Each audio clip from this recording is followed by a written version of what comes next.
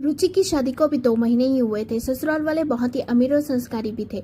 रुचि का पति निखिल उसकी खूबसूरती का कायल हो गया था, इसलिए उन्होंने एक मध्यम वर्गीय परिवार से रिश्ता जोड़ लिया था। रुचि खुशी से फूली नहीं समा रही थी, उसके पैर जमीन पर नहीं पड़ रहे थे। उसे हमेशा नए कपड़े, ज्वेलरी और ब्रांडेड पर्स चाहिए होते थे, पर चाहकर भी वो अपनी इच्छा पूरी नहीं कर पाती थी। शादी के बाद निखिल ने उसके सारे शौक पूरे किए, कोई कसर नहीं छोड़ी। रुचि में शादी के बाद बहुत ही घमंड आ गया था। वो मायके वालों को तुच्छ समझने लगी थी। उसे मायके में एक रात भी रुकना गवारा नहीं था। तीज का त्योहार था। रुचि की मां ने अपने हाथों से बेसन के लड्डू और 3,000 रुपए की लाल रंग की बनारसी साड़ी भी खरीदी थी। जब रुचि की मां निहारिका ने जब साड़ी और लड्डू रुचि को दिए तो रुचि ने कहा, माँ, ये बेसन के लड्डू, अरे इन्हें तो मेरे ससुराल में कोई नहीं खाएगा। हमारे घर में तो ड्राई फ्रूट की महंगी मिठाइयाँ आती है, वो भी भर भर के। साड़ी देखी तो बोली, माँ, क्या इतनी सस्ती और सिंपल सी साड़ी? अरे मैं तो 25 से 30 हजार से कम की साड़ी नहीं पहनती हूँ आजकल। ये पहनकर तो मैं अपने ससुराल में मजाक ही बन जाऊंगी। आपको कुछ ढंग का देना चाहिए था ना। माँ की आंखों में चोट सा लगा, लेकिन उन्होंने कुछ नहीं कहा।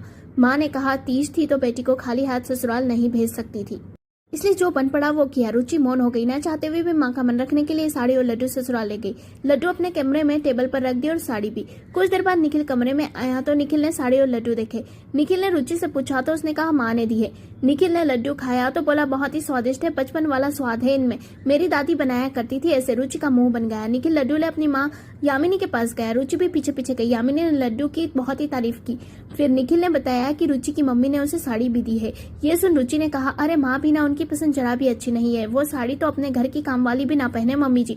यामिनी ने कहा, बहू ऐसा नहीं कहते, हमारी मम्मी ने उसे दिल से दिया है, कभी पहन लेना त्योहार पर। निखिल ने भी कहा, रुचि तुम्हें ऐसा नहीं कहना चाहिए, तोहफा छोटा या बड़ा नहीं होता। पर रुचि ने किसी की नहीं सुनी, साड़ी को अपनी अलमारी में रख दी। कुछ देर में लड्डू का डिब्बा तो खाली हो गया। घर में लड्डू सभी को बहुत ही पसंद आए, सिर्फ रुचि को छोड़कर। कुछ दिन बाद उसकी ननद पूजा को और सभी को एक शादी में जाना था। उसने सोचा, भाभी से साड़ी ले लेती हूँ। उस समय रुचि नहा रही थी। उसने बाथरूम में से कहा, पूजा तुम्हें जो भी साड़ी पसंद हो, पहनना हो, वो अलमारी में से ले लो। पूजा ने एक लाल बनारसी रंग की साड़ी निकाली, उसे एक डिजाइनर ब्लाउज पर पहना। सब तैयार हो गए शादी में जाने को। जब रुचि ने पूजा को उस साड़ी में देखा तो उसने टोकना चाहा कि ये 3,000 रुपए की साड़ी है जो मेरे मायके वालों ने दी है, पर निखिल ने इनकार कर दिया। इशारे से चमक दमक के साथ, सुंदर गहनों के साथ वो पूजा ने सस्ती सी लाल बनारसी साड़ी पहनी थी। शादी में जब पूजा गई तो वहां मौजूद कुछ औरतों ने साड़ी की इतनी शानदार लगी कि उन्होंने बहुत ही तारीफ की।